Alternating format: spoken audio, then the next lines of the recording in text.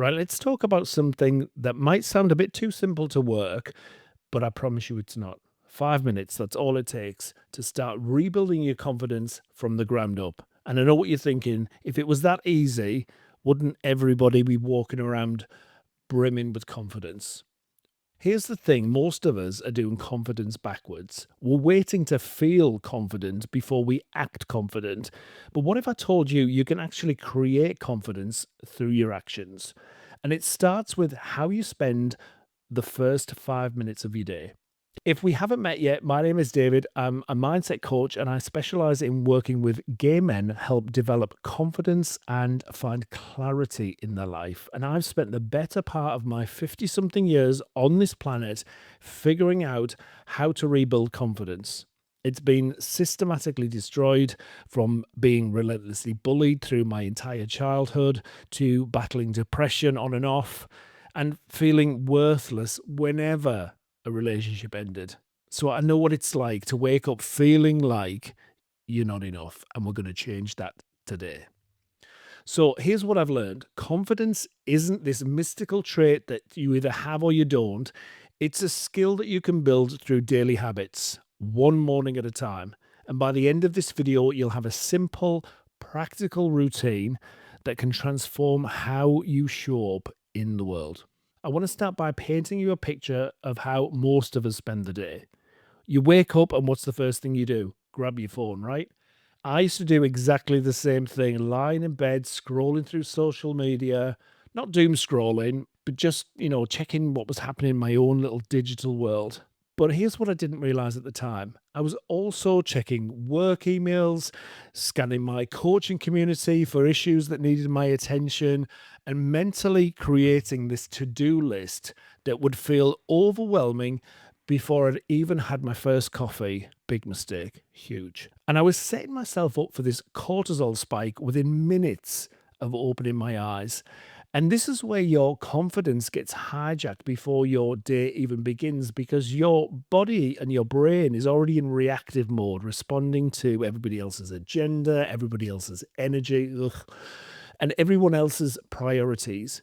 So you're starting from a place of deficit rather than abundance. By the time I actually got out of bed, I felt behind, inadequate, like I was playing catch up in my own life. And I do not like feeling that way. So that's when it hit me. I was sabotaging my own confidence before I even had chance to build it properly. Now, here's something that might surprise you. The inner voice telling you you're not confident, that you're not enough, it's actually trying to protect you. And I know that sounds a bit mental, but hear me out. When I was a kid getting bullied every single day from junior school right through to leaving school at 16, my brain figured out a survival strategy. It convinced me that if I stayed small, stayed quiet, didn't draw attention to myself, that maybe I'd be safer somehow. That voice became my invisible bodyguard, trying to keep me safe from taking risks that might result in more pain. The problem is that protective voice doesn't realize that you've grown up and it's still operating from that childhood playbook, trying to keep you safe by trying to keep you small. I'll never forget when I just left school, got a job in McDonald's, as you do. I was 16. The girl training me told me I was useless. Lovely confidence boost, right? But what really stayed with me was the terror every time I saw my school bullies hanging around outside the restaurant, and I'd literally pray these guys wouldn't come in because I was convinced that they would start the usual name calling, the bullying would spread to my workplace. I mean, it never happened. They did a couple of times try, but no one paid attention. But that fear lived in my body for years. So, how do we break this cycle? How do we reclaim those first precious minutes of the day and use them to build confidence instead of eroding it? Now, the answer lies in what I like to call the confidence from the outside in. Instead of waiting to feel confident before acting confident, you use specific actions to create that physiological and psychological state of confidence. Now, I didn't invent this approach, I'm not that clever, but I have spent years studying what actually works and adapting it to fit real life, particularly for gay men like us. who have had our confidence knocked around a bit. Now, here's the thing about confidence, it's not just a mindset, it's a physiological state. So, when you feel confident, your body chemistry changes, your testosterone rises, your cortisol drops, your posture shifts. And the brilliant part is that you can trigger these changes deliberately. Right, enough waffle. Let's get to the actual routine. And this routine is designed to address limiting beliefs before they hijack your day, building self worth from the inside out. And this is through consistent, action oriented practices. So, this is your time to set your internal state and cultivate the emotional health that you deserve. Listen to Uncle David now. So the first thing you're going to do is acknowledge the inner critic. Girl, what? Yes, the first step is to recognize that voice that's already chatting away in your head. Mine usually starts with something like, oh my God, you've got so much to do today. You're already behind. Ugh, sound familiar? Mm. So instead of fighting it or trying to positive think your way out of it, I want you to acknowledge it. Hey, girl, hey, whatever you want to do. I give mine a name. I call it the shitty committee. And when I notice it piping up, I can say, the committee's in session again. Thanks for the input, but I'll take it from here. So, this isn't about getting rid of that voice. It's about changing your relationship with it and building genuine self compassion. You're moving from being controlled by it to being curious about it. And that's fundamental to authentic self expression. Now, I'm not going to ask you to do any power poses. I've done that in another video. And I know some of you are rolling your eyes at the idea, but I will ask you to stand up and take up space in your own body. Now, for me, this often looks like stretching, rolling my shoulders back, or even just standing tall and taking a few deep breaths. For me as well, the gym helps with this. It keeps me balanced and it holds me tall, stops me from slouching. But you don't need the gym for this part. The key is breathing. I use what I call the 4-7-8 technique. So you breathe in for 4 counts, you hold for 7 and exhale for 8. So you do this 3 times.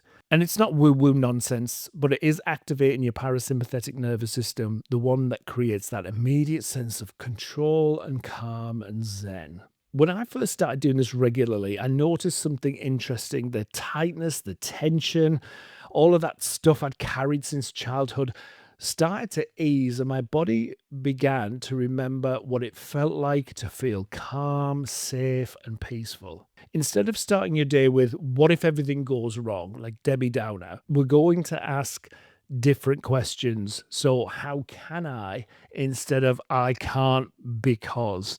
Or what can I learn instead of I'm failing at? Or what if this works out instead of what if I mess it up? Now, these aren't just positive thinking tricks, they are cognitive pattern interrupters. And these support your mental wellness journey. They literally rewire your brain to look for solutions instead of problems, opportunities instead of obstacles, and they foster resilience that's essential for personal growth. I remember the first time I consciously did this. I had this difficult conversation coming up with a client, and instead of spiraling about all the ways it could go wrong, I asked myself, how can I show up with compassion for us both? Now, here's what I wish someone had told me when I was that terrified 16-year-old at McDonald's or that terrified 9-year-old at school. Confidence isn't built in grand gestures, it's built in small, consistent choices. So every morning that you choose to start with intention instead of reaction, you're making a deposit in your confidence bank account, if you will. Every time you acknowledge your inner critic without letting it drive the bus, you're reclaiming your power. And every time you ask, how can I, instead of I can't, you're training your brain to be your ally instead of your enemy. And this isn't about becoming someone you're not or, some fake personality. It's about becoming who you're actually underneath all of the protective layers and the survival mechanisms. When I hit 50 a couple of years ago, something shifted for me, and I started thinking about how precious life is and how you only get one shot at this thing called life. And I started paying attention to how I was showing up for myself and for others. I withdrew from some friendships that drained my energy. I moved away from situations that didn't nourish me, and I stepped into what some might call authentic power, or just not taking any shit. I connected with this energy inside me and this deep knowing of my right to be here just as much as everyone else. And that's the part of my mission now, to help other gay men see that same truth about themselves. When you start your day from this place of intentional confidence building, everything changes. You show up differently in meetings, you'll set boundaries without apologizing, you'll pursue opportunities instead of waiting for permission. I've seen it happen with the men I work with. They start with 5 minutes and then suddenly they're speaking up at work, ending toxic relationships, launching businesses, and doing things they've dreamed about for years. Because here's the thing, the world doesn't need another person playing small. It needs you at your full capacity, using your gifts, recognizing them, sharing your brilliance, and taking up the space that you deserve. Now, I want to address something specific for gay men in our community. We've had to develop resilience that most people never even need. We've had to build our chosen family and create our own support systems. Now, I've never hidden my personal development journey. If someone asks, I tell them about it in the hopes that it might help. This routine is just the beginning. It's your foundation, your non negotiable start to the day. But as you build this habit, you'll start noticing something beautiful. That confidence that you're creating in those 5 minutes a day starts bleeding into the rest of your day. You'll catch yourself standing taller in meetings. You'll notice you're less reactive to other people's moods. You'll find yourself taking risks that would have terrified you before. And here's the thing about confidence, it's contagious. When you show up fully in your life, you give other people permission to do exactly the same. Now, let me be honest with you for a second. Your inner critic is not going to love this new routine whatsoever. It's going to tell you it's silly, it's you don't have time for it, that confident people don't need to do this kind of work. Bullshit. That's exactly why you need to do it. And we all still have it. I still have that voice that tries to talk me out of things and tries to put things off until later. And I still struggle with it now, but it's about awareness and the ability to do the thing anyway, regardless of the circumstances, and not give in. As Layla Hormozy says, fuck your mood and follow the plan. That's something I live by. And some days you won't feel like doing the 5 minutes, but do it anyway. Some days your inner critic will be particularly loud. Quieten that bitch down, acknowledge it, and do it anyway. Because here's what I've learned in my almost 52 years on this planet.